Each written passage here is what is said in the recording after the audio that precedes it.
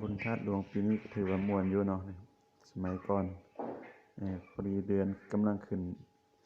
แต่ว่าเสียดายแต่ค่าพากรถมันแพงกว่า50,000อ๋อ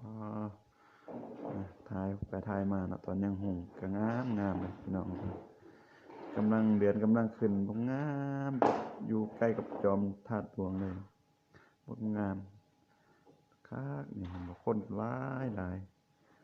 จากกลุ่มเสื้อเขียวเสื้อเหลืองเสื้อหยังพุ่นเต็มหมดงามปีนี้ถือว่างามหลายเนาะปีนี้เราได้ไปเตเว่นไปนำหมู่ไปเลาะเตเว่นเพิ่นว่าเราไปค่ำน่ะยานรถติดเพิ่นว่า ก็เลยว่าไปเตเว่นนั่นเดือนกำลังขึ้นงามยอมรับเอางามเบิ่งเด้ออันธาตุหลวงสมัยก่อนเนาะจะเป็นภาพขาวดำเป็นป่าจังซี่เนาะมาถ่ายรูปอันนี้พากันเลาะไปเลาะมาจนเมื่อยพุ่นถ่ายรูปอยู่บนเขาแสดงบนเขาบ้านนี่บ่งามโอ้ยตอนยังเว้นก็งามเนาะบัดว่าตอนแลงมาแต่ก่อนเด้อบัดนี้คนเต็มคนย่างก็จนว่าย่างสิบ่ได้เนาะความว่าเมื่อยคนแย่กันยู่ไปยู่มานี่โอ้ถ่ายกับลูกชายมันส้มเห็นบ่เอาเป็นไรตาเป็นไว้ไม่เห็นแล้วโอ้เห็นบ่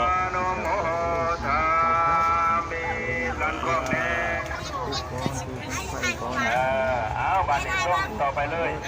จุดเป็นจุดเด้อเห็นบ่